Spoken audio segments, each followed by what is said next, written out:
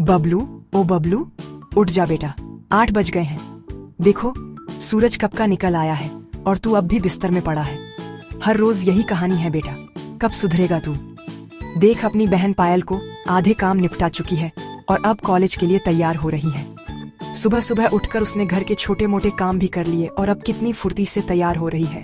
और तू अब भी सपनों में खोया हुआ है। तुझे तो जैसे अलार्म की आवाज भी सुनाई नहीं देती। सच कहती हूँ, ये लड़का एक दिन मुझे खा जाएगा। हर सुबह यही जद्दोजहद करनी पड़ती है। उठ जा, वरना ठंडे पानी की बाल्टी लेकर आ रही हूँ। देख लेना, आज तो तेरी नींद जरूर उड़ाऊंगी। लीला जी की आवाज पूरे घर में गूंज रही थी। जैसे ही उन्होंने रसोई से आवाज लगाई, घर के हर कोने में उनकी चिंता महसूस हो रही थी। बबलू चादर सिर पर खींच लेता है। बस 5 मिनट और मम्मी। उसकी आवाज में मासूमियत भी थी और आलस भी। लीला, सोने दे उसे। वैसे भी कोई नौकरी थोड़ी है इसकी। जब तक कोई जिम्मेदारी नहीं होगी ऐसे ही रहेगा। उठेगा, चाय मांगेगा और फिर दिन भर बैठा रहेगा। न जाने कब समझदारी आएगी इस लड़के को। रहने दो पापा, शायद कोई नया आइडिया सपना देख रहा हो जिससे करोड़पति बन जाए। कौन जाने कल को हम सबको चौंका दे। कल कह रहा था पहाड़ों की हवा बेचूंगा। कभी कभी तो लगता है इसके दिमाग में सच में कुछ अलग ही चलता है। मम्मी, नाश्ते में क्या है? बड़े बड़े बिजनेस आइडिया सोचने में बहुत एनर्जी लगती है। पेट भरा रहेगा तो दिमाग भी तेज चलेगा। प्रमोद जी सिर हिलाते हुए दुकान के लिए निकल गए। मन में हल्की चिंता और मुस्कान दोनों थी। बबलू को उसके नाश्ते और सपनों के साथ छोड़कर घर में रोज की हलचल थी, लेकिन बबलू की दुनिया अलग ही थी, जहां हर सुबह एक नई उम्मीद और एक नया सपना जन्म लेता था। बबलू का पहला परफेक्ट प्लान उसके दोस्त टिंकू के साथ चाय की दुकान पर शुरू हुआ। दोनों रोज शाम को इसी चाय की दुकान पर मिलते थे, जहां आसपास की हलचल और चाय की खुशबू के बीच नए नए आइडिया बनते और बिगड़ते रहते थे। बबलू के दिमाग में हमेशा कुछ न कुछ नया चलता रहता था, कभी बड़ा, कभी अजीब, लेकिन हमेशा जोश से भरा। यार टिंकू, इस शहर को कुछ नया चाहिए। हम सरप्राइज सेलिब्रेशन सर्विस शुरू करेंगे। बर्थडे, एनिवर्सरी, सब कुछ। सोच, लोग अपने करीबियों को चौंकाना चाहेंगे और हम वो मौका देंगे।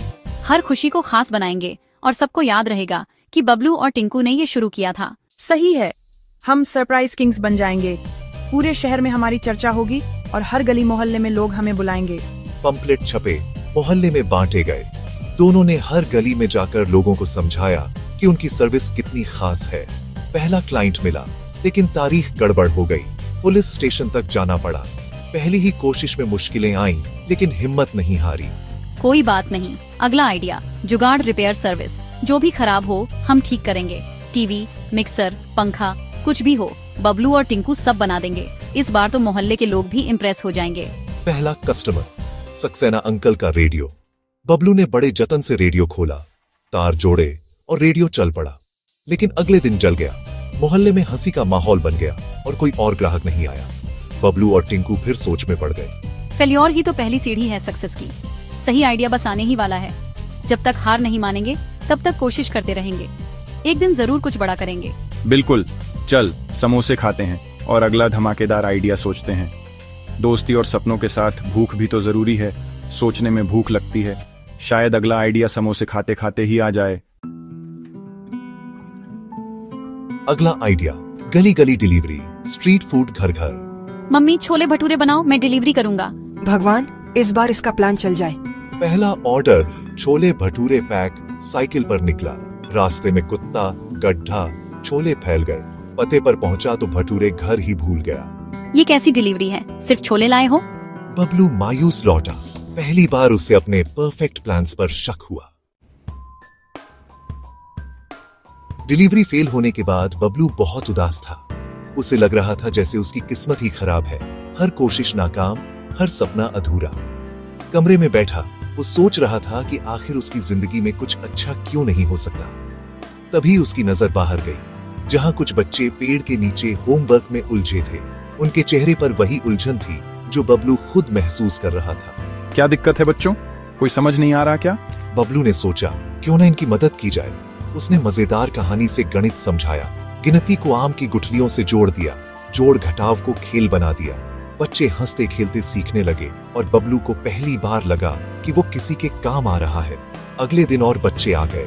गांव में खबर फैल गई कि बबलू भैया पढ़ाते हैं और वो भी मजेदार तरीके से। बबलू ने पढ़ाना शुरू किया, कभी नींबू से बैटरी बनाना, कभी दुकान के डिस्काउंट से गणित समझाना। बच्चों को पढ़ाई अब बोझ नहीं, खेल लगने लगी। धीरे धीरे बबलू भैया द फन टीचर गांव के बच्चों के हीरो बन गए। बच्चे उन्हें घेर लेते, सवाल पूछते और बबलू भी हर दिन कुछ नया सोचता। पहली बार उसे लगा कि उसकी जिंदगी में कुछ सही हो रहा है। बच्चों की तरक्की देखकर उसे गर्व महसूस हुआ। बबलू, ये देख, लॉटरी टिकट, 1 करोड़ का इनाम। सोच, अगर लग गई तो सब बदल जाएगा। बबलू फिर सपनों में खो गया। बड़ा घर, नई स्कूटर, ऑफिस और एक आरामदायक जिंदगी। उसे लगा शायद अब किस्मत बदलने वाली है। लॉटरी के दिन पूरा परिवार टीवी के सामने बैठा था। सबकी आंखों में उम्मीद थी, दिलों में हलचल। पहला नंबर मिला, दूसरा भी, लेकिन फिर बाकी सब अलग। बबलू की उम्मीदें टूट गईं। कुछ नहीं जीता। गया सारा सपना, सब कुछ फिर से वैसा ही रह गया। बबलू ने खाली टिकट देखा, फिर एक बार शॉर्टकट फेल। उसे समझ आया कि किस्मत के भरोसे बैठना बेकार है। अब उसे समझ आने लगा, असली खुशी कहाँ है। असली संतुष्टि तो बच्चों की मुस्कान और उनकी तरक्की में है। बच्चों की मुस्कान, पढ़ाने की खुशी, यही असली जीत थी, यही असली सपना था। बबलू ने ठान लिया, अब असली मेहनत करेगा, अपने और बच्चों के सपनों को सच्चा बनाने के लिए। लॉटरी हारने के बाद बबलू चुपचाप रहने लगा।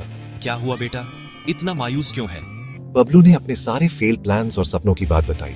बेटा, फेल्योर नहीं, तुझे सीख मिली है। सरप्राइज सर्विस से प्लानिंग, रिपेयर से टेक्निकल नॉलेज, डिलीवरी से कस्टमर सर्विस। बच्चों को पढ़ाया, वो असली टैलेंट है। असली सफलता शॉर्टकट से नहीं, मेहनत और हुनर से मिलती है। तेरा असली लॉटरी टिकट तेरी खुद की स्किल्स हैं। बबलू को पहली बार समझ आया, मंजिल से ज्यादा सफर मायने रखता है। उसी रात बबलू ने पापा से कहा, पापा, अब मैं असली काम करना चाहता हूँ, अपने हुनर से। मुस्कुराते हैं। प्रमोद जी ने बेटे की आंखों में नया आत्मविश्वास देखा। बबलू ने बाबलू स्किल सेंटर शुरू किया, बच्चों को मजेदार मैथ्स, युवाओं को जुगाड़ रिपेयर सिखाने का। बेटा, ये पैसे लोन समझ कर ले, एक इन्वेस्टर की तरह। मैं तेरे स्टूडेंट्स के लिए नाश्ता बनाऊंगी। पोस्टर डिजाइन कर दूं भैया। सिर्फ 5 बच्चों से शुरुआत, लेकिन जल्द ही मोहल्ले में नाम हो गया। बबलू अब मेहनती टीचर और उद्यमी था, खुश, आत्मनिर्भर। बबलू, तूने मेहनत से अपना रास्ता खुद बनाया। बबलू की कहानी मोहल्ले में मिसाल बन गई। फेल्योर से सीखो, हंसते रहो और अपने सपनों के लिए मेहनत करो।